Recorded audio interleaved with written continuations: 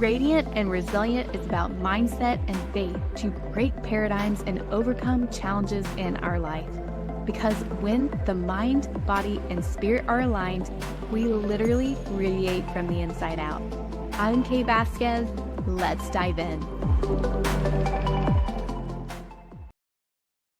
I truly believe that one of the most powerful emotions that we can feel and experience is gratitude.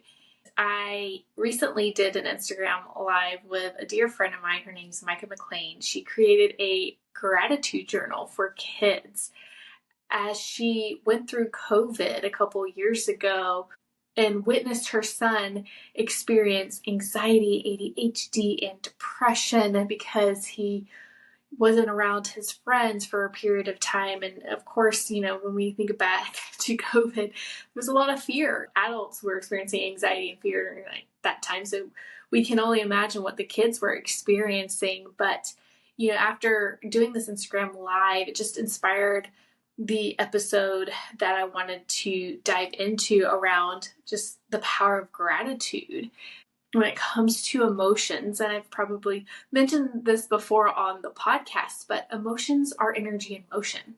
So if we really think about it at a microscopic level, emotions are energy and they're meant to be in motion. The problem is that we go about our day, and if there are certain emotions that we feel that are not comfortable, like fear or anxiety, for example, we tend to suppress it or repress it.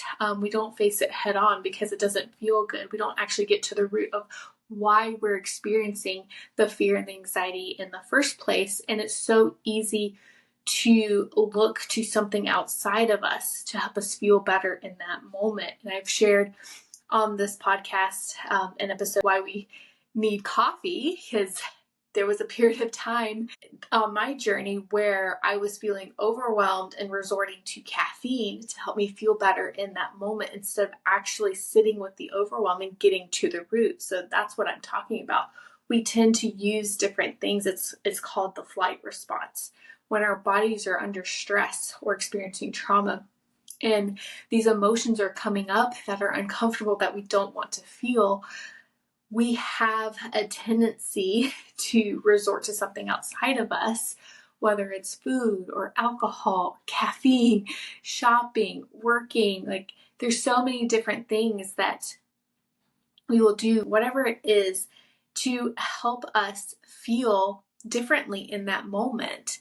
We've learned that feeling overwhelmed, feeling stressed out, feeling very anxious is not a good feeling. Western medicine has medications to address these uncomfortable feelings.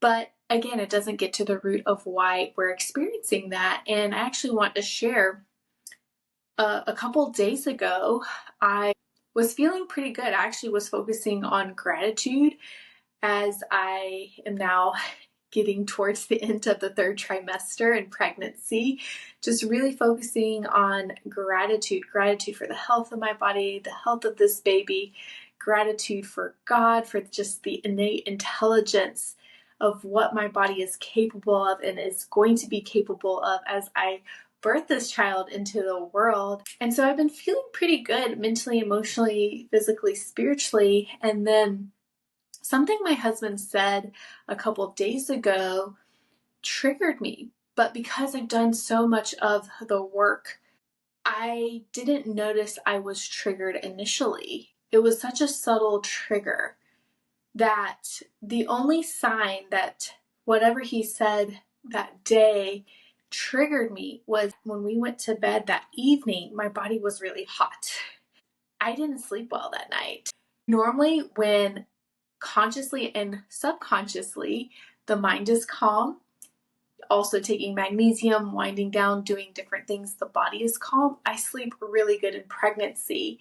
And I feel like there's so many things that women can do to help support their sleep, because I hear it a lot, like in third trimester, women suffer and struggle with getting good quality sleep, but there's things that we can do to optimize that. So anyway, that's a whole nother episode in itself. But I knew something was off because the night before I slept pretty good. And all of a sudden I was really, really hot. And I didn't sleep well. Like I was tossing and turning throughout the night. My body was just hot, just couldn't get comfortable. And so when I woke up that morning, I was a little foggy and groggy because I didn't get good quality sleep. And I went into meditation and prayer because I knew that there was something in my subconscious mind. I needed to get to the root of what impacted my sleep. And that's because there are things that can trigger us. There are certain thoughts or beliefs, some patterns. Sometimes there are emotions that we can experience, when we're triggered by something someone says or something that's happening outside of us. We may start to feel certain emotions, but again, because it's uncomfortable, we want to suppress that, right? And so when I got into prayer and meditation, I knew I needed to get to the root of it because there was something in my subconscious mind that I wasn't consciously aware of, but was still impacting me at a physical level. It affected my sleep. And the only sign was that I was hot.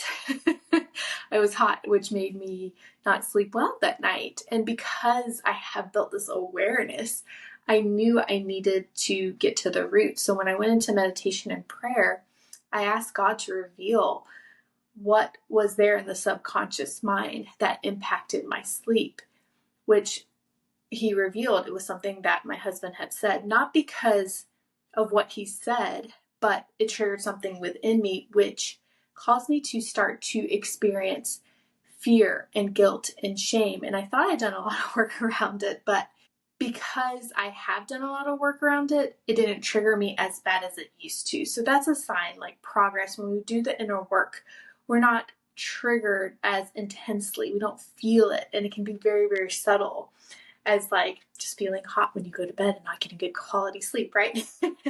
Whereas before, energetically, my husband could tell that I was triggered. So once I realized, like, oh, subconsciously I was feeling fear and guilt and shame, and I was linking to why I felt that way, I was able to finally process it and release it. And I was able just to surrender everything to God, because I know that the fear, the guilt, the shame is not from God. And we've talked about it on the podcast before with in different episodes and other speakers, but I knew that, this is not from God. And so once I was able to process and release it, I was able to focus back on gratitude. And this is something that I discussed with a client recently. When we tend to focus on what we don't have or what's not going right, that puts us in a state of survival. That's when we start to experience these emotions of fear, guilt, shame, worry, doubt, frustration, overwhelm, whatever it is.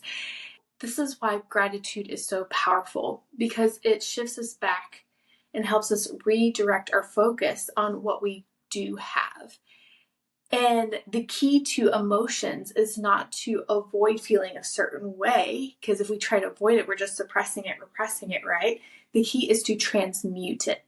And that's the point of this episode, is recognizing I was feeling fear and guilt and shame, and I needed to transmute it into gratitude. And so during the meditation and prayer, I slowly, I felt that fear and that guilt and that shame, got to the root of why I was feeling that way. And then I started to transmute it by focusing on what I do have, the gifts that God has given me, the desires of my soul that God has fulfilled and provided for me. And once I started to focus on gratitude, it really shifted my energy. And so when I went to bed that evening, mentally, emotionally, physically, my body was calm again, and I slept absolutely amazing. So that was it. But time and time again, because I have this emotional intelligence and awareness, I'm able to transmute the energy, which then impacts me physically. And this is something that I dive into with my clients, because healing is multidimensional. It's multifactorial. We can focus on the physical all day. And I've had clients, and I've shared this before in the episode on getting good quality sleep, but I've had clients come to me asking me, like, what can I take for sleep? Well, it's only going to help so much. You can only take so much melatonin and magnesium, lemon balm, whatever it is, to help your body, mind and body, to calm down. But you still have to do the inner work. You still have to come face to face with the things that you're holding on to that are there, that have been suppressed and repressed, or that are being triggered subconsciously. Because once you are aware of that and you can process and release and transmute that energy into like gratitude, then the body responds and is calm, and you don't need anything for sleep. You don't need anything for sleep. I'm sharing this because practicing gratitude doesn't always come easy, because our subconscious mind, its main goal is to protect us. So of course, we're always going to be focusing on what's not going right, what's going wrong, what we don't have yet. But when you think about, when we focus on what we don't have, what's not going right, how does that feel in the body? It doesn't feel really good. Instead, when we focus on what we do have, when we focus on gratitude, it's a different energy that we feel in the body. Because when we focus on what we don't have, what's not going right, when we're experiencing that fear, that anxiety, it feels heavy. It feels heavy, it feels tight, it feels tense. But when we focus on everything that we already do have and know that God is with us, God is providing the desires of our hearts, and it may not always look the way that we want, or we don't always receive it in the timing that we want, but can we reflect back on our life and see that we have everything that we need, that we are okay, that God is with us, He's taking care of us, He's protecting us, He's providing for us. And when we focus on that gratitude, it's a different energy. It feels light, it feels expansive. We feel strong, we feel empowered, and most importantly, we feel more at peace, because that's really the ultimate goal, right? So looking at the map of consciousness that David Hawkins has beautifully laid out, love and peace. Love is a frequency of 100, peace is a frequency of 600. When we're focused on what we don't have and, the stuff that's not going right in our lives, we're not there yet, we don't have this yet, whatever we're focusing on, right? It's a frequency that is rooted in fear, which is 100 hertz. That's a big difference between peace and love at 500, 600 hertz. And gratitude falls in between that at 540 hertz. And like I said, we can feel that physically in our body, the energy of being in those emotions. So again, the goal to creating emotional intelligence and awareness, to becoming radiant and resilient, is not to avoid those emotions. It's to feel, to get curious, because I have said it before, like our emotions are here to teach us something, especially when we're experiencing fear or guilt or shame or doubt or whatever it is we're feeling. If we're feeling those emotions that are vibrating at a low frequency, that's our clue to tune in, not to run away, not to suppress it, not to avoid it. It's like tune in. It's revealing, it's showing something that needs to be processed, that needs to be released. It's an opportunity for your growth and evolution. And so when we can lean into those emotions and transmute it by shifting our thought or shifting our belief, shifting our perspective to focus on gratitude, love, naturally we're going to experience that peace, and we're going to feel it energetically in our body, the shift. It's going to impact us physically. And so that is the power of gratitude, when we can practice it, because we are so conditioned to constantly live in a state of fear or anxiety or overwhelm, whatever that is for you. Can we start to practice focusing on gratitude for the things that we already have?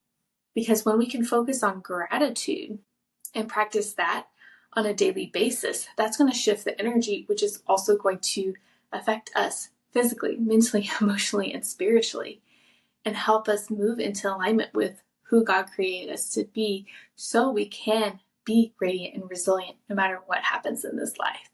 So I'm just sharing that with you because it's such a powerful tool that we don't take advantage of. We tend to throw it around, oh, practice gratitude, but it really is so powerful. But we actually have to sit down and actually do it. Become aware, feel it, be intentional experiencing the gratitude, because if we don't do it, if we don't make time for it, it's not going to happen. We're not going to feel it. We have to condition the mind and the body to think in the frequency of gratitude, to feel in the frequency of gratitude, and respond in the frequency of gratitude. And the more we do it, the easier it does become, but it's a practice. And if you want to practice gratitude with your kids, definitely check out Micah McLean's journal that she created for kids. It's called Wonderful Me. It's on Amazon, and I'll put the link in the show notes.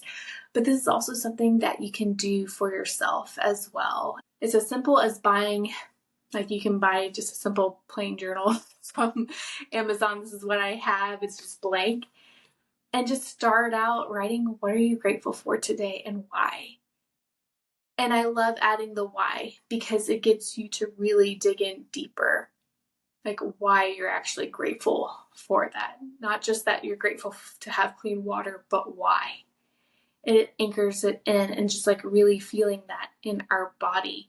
Or go into meditation and just think about something that you're grateful for and feel it in your body. Because the more we can feel the gratitude, the more the neural pathways in our brain are going to shift and change, and we're going to start to crave more gratitude in our life so we can continue to feel that. Because again, the goal is not to avoid the other emotions, but to be able to learn how to transmute those emotions into gratitude. Because when we're showing up from a place of gratitude, life changes. And people are going to feel that. Because not only are emotions our energy, but it's sending out a frequency that others can feel. And when we want to make an impact in other people's lives, it starts with us and how we're showing up and the energy and the frequency we're putting out. So the last thing that I want to share is a verse in the Bible, 1 Thessalonians 5:16-18, which states, "Rejoice always, pray continually, give thanks in all circumstances, for this is God's will for your life." Like, it's that simple.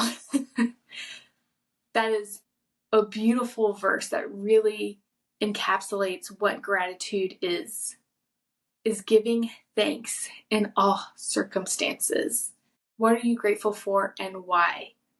And not just the good, but the bad. And that's one thing that I began to do on my journey, is whenever I was going through something in life, a challenge or a trial, I would ask myself, how can I be grateful for this? What is this teaching me? And I am so grateful for all the challenges that I've been through, because it taught me so much when I started to look through that perspective and add in the gratitude for that experience. Because had I not gone through that, I wouldn't have learned the lesson that I needed to learn, which has strengthened and evolved me to become the person that I am today. So remember that whatever challenge or trial you're going through in life, and you're experiencing fear, guilt, shame, whatever it is, an emotion that's uncomfortable, give thanks in all circumstances. How can you be grateful for that challenge, for that trial? What is it teaching you?